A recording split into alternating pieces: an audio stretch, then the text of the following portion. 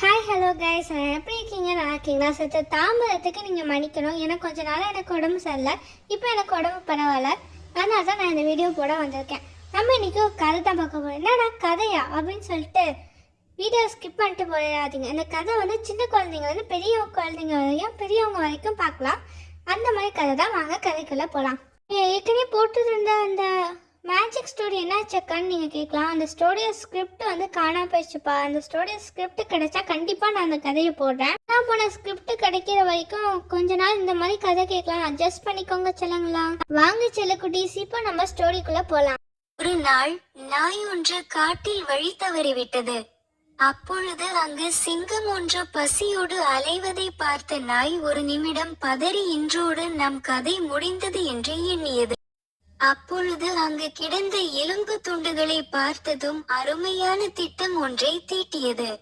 சிங்கம் வரும் வழியில் திரும்பி உட்கார்ந்து கொண்டு எலும்பு துண்டுகளை சுவைக்க தொடங்கியது. சுவைத்து கொண்டே சத்தமாக, சிங்கத்தை கொன்றதென்பது எவ்வளவு கவையாக உள்ளது, ஆனால் வயிறு நிறையவில்லை. இன்னொரு சிங்கம் கிடைத்தால் ஆறா வயிறு நிறைந்துவிடும். பயந்து அங்கிருந்து ஓடி போனது சிங்கம். ஐயோ, இந்த நாய் சிங்கத்தை அல்லவா கொன்றதென்கிறது.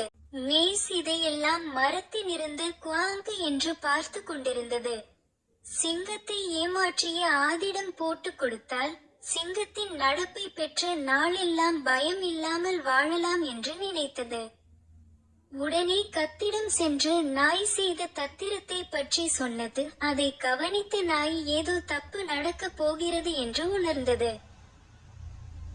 இப்பொழுது அந்த என்ன செய்கிறேன் பார், நீ என் முதுகில் ஏறிக்கொள். குரங்கை முதுகில் ஏந்தியபடி நாய் இருந்த இடத்தை நோக்கி ஓடியது. சிங்கம் பாய்ந்து வருவதை பார்த்த நாய் முன் போலவே திரும்பி உட்கார்ந்து கொண்டு, இந்த குரங்கை அனுப்பி 1 மணி நேரமாகிவிட்டது.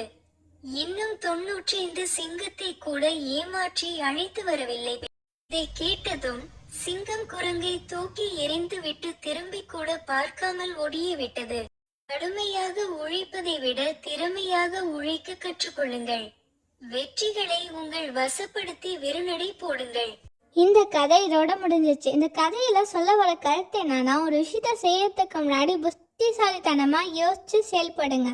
வெற்றி நிச்சயமா கிடைக்கும். இந்த கதை உங்களுக்கு ரொம்ப பிடிச்சிருந்தா உங்கள் ஃப்ரெண்ட்ஸ் அண்ட் ஃபேமிலிக்கு ஷேர் பண்ணுங்க. இந்த வீடியோ உங்களுக்கு ரொம்ப பிடிச்சிருந்தா நம்ம சேனலை சப்ஸ்கிரைப் பண்ணுங்க. பாய் கைஸ், நாளைக்கு பார்க்கலாம். இந்த வீடியோ உங்களுக்கு ரொம்ப பிடிச்சிருந்தா லைக் பண்ணுங்க, சப்ஸ்கிரைப் பண்ணுங்க, அந்த பெல் ஐக்கானை கிளிக் பண்ணுங்க. அப்பதான் நான் போடுற பல கதைகளோட நோட்டிஃபிகேஷன்ஸ் உங்களுக்கு வரும்.